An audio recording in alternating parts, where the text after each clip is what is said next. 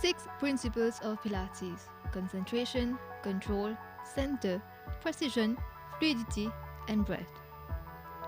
Originally called contrology, Pilates is a method of exercising in order to achieve a healthy and toned body. Pilates was created by Joseph Pilates in the early 20th century. His aim was to coordinate movement and breath together in order to work on smaller and deeper muscles of the core. Consistent Pilates practice will lead to balancing strength with mobility and flexibility. One of the most popular sports among celebrities nowadays is Pilates. But tell us, what is Pilates?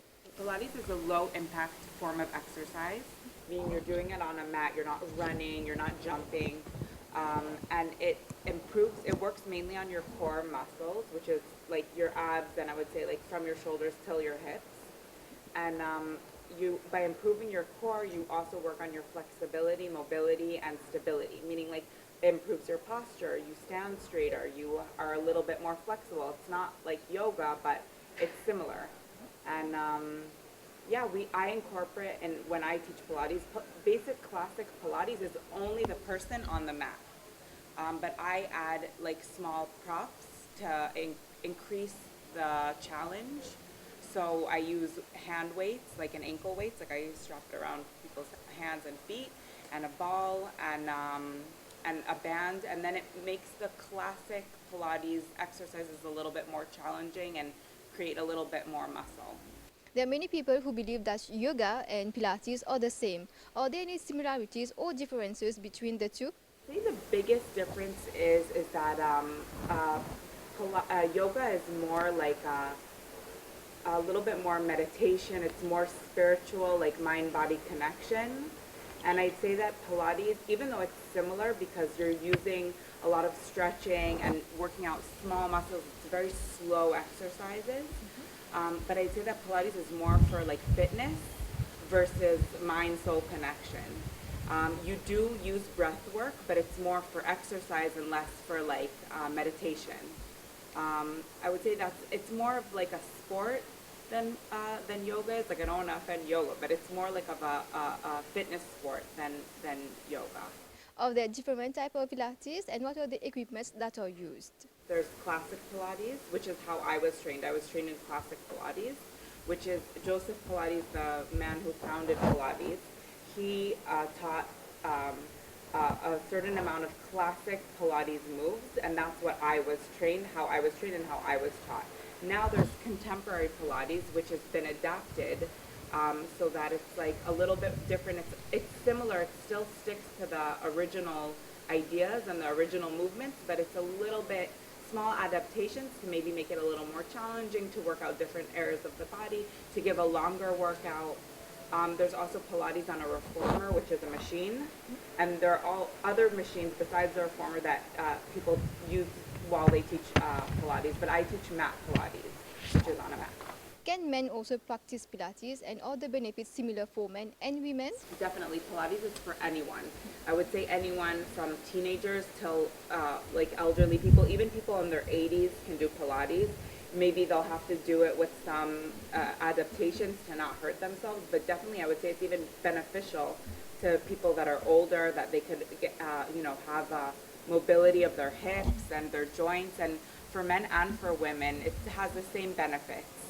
Maybe men are more afraid of Pilates because it's not like lifting weights in the gym, but it definitely creates long, lean muscle. Like, it lengthens your muscles, it strengthens your muscles, and it uses muscle groups that you don't normally use, so it's beneficial to men the same as it is to women.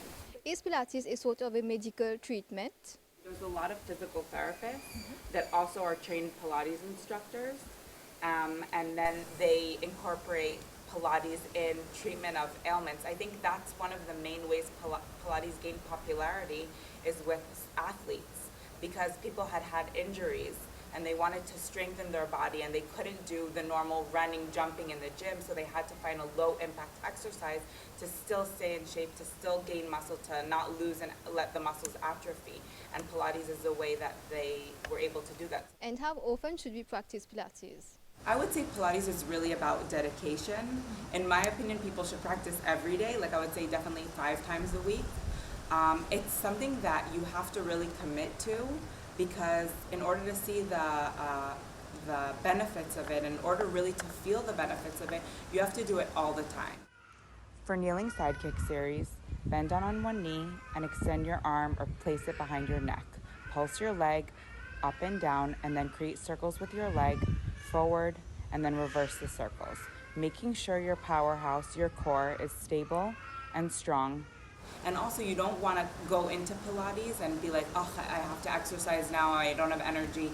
Pilates should really be, you need to like focus when you're doing Pilates because you're sucking in your belly, you're holding your posture, you're really focusing on small little muscles. You're not just laying there like a corpse and just moving your arms or moving your legs. So you have to really be paying attention, and I would say for that, it's important to do it all the time. How long does it take before we see any results? So it really depends. I would say it's individual per person. Some people see results. Some people come to me and they'll tell me that they see results like within a few weeks. Some people it takes longer. Obviously, it depends on how much body fat they have and how much muscle they have to begin with. Mm-hmm. It really depends on how often you do it and what kind of fitness level you're in to begin with. But people will come to my classes and they say to me like, wow, I feel so much stronger. And I see when they come, they have to take lots of breaks, they have to stop in between. And then after a few weeks, they are able to do all the exercises through and through, and I can start adding more challenges like adding weights and adding bands and stuff. What tips would you give a beginner who is learning to do Pilates for the first time? So I would definitely recommend that if you're a beginner and you've never done Pilates, you should come for a one-on-one session. It's the best way to slowly ease into it, to have, more of my attention and my focus, or any instructor. You get more attention and focus if you're in a one-on-one lesson. Maybe do 1 or 2 one-on-one lessons and then join a group class. Coming to a lesson, you would dress the way I am now, just leggings and a tank top or a t-shirt. You don't wear shoes. You don't wear shoes while you do Pilates because we're on a mat. And I would say that if you're a beginner, you would slowly ease into it. At the beginning, it really is challenging. The exercises seem really, really simple and really, really small, but they're really hard. And after a few weeks, you start to gain, as I said, you gain more strength and your muscles get stronger and your body remembers, and you're able to really add in more of a challenge and do more challenging exercises as well. Pilates never gets easier, but you get stronger. At the beginning, it will be challenging. You'll be tired. You'll want it to be over, but I would say even after 1 or 2 classes, you finish the class and you feel taller. You feel like you have more strength. You feel empowered. And I would say that if you just start, you'll see the benefits right away. And what are the benefits of Pilates on our health? So I would say the biggest benefit would obviously be to strengthen and lengthen your muscles. But other benefits are obviously improved posture, better flexibility, better mobility, all around better health and fitness. Can I practice other sports while doing Pilates? Definitely, you can incorporate it with any different kind of sports. I used to do Pilates and do swimming or running at the same time and combine the two. I would say you could combine it with any other kind of sport. And what about the women who are pregnant? Can they practice Pilates? Pregnant women can also do Pilates. There have to be adaptations to the kind of exercises we're doing because obviously they shouldn't be laying on their belly and they're not going to be doing any kind of intense ab work, but Pilates is definitely advised for pregnant women as well. We start with leg circles. We start by laying down on the mat and we draw one knee towards the chest and then extend it straight toward the ceiling. You inhale, keeping the leg angle towards upward.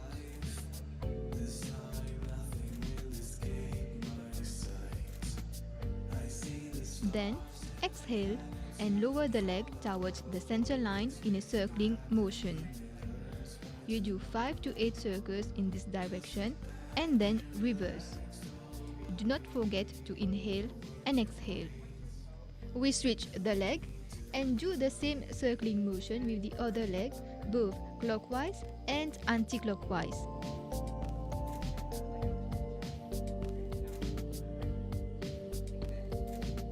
For the toe tap exercise, we lie on our back. Then we bring both legs up on the top in the tabletop position. Then, one at a time, you lower your foot on the ground. Do not forget to inhale and exhale. For the lower lift exercise, lay flat on your back. Then lift both of your feet up and bring it slowly down but not touching the ground.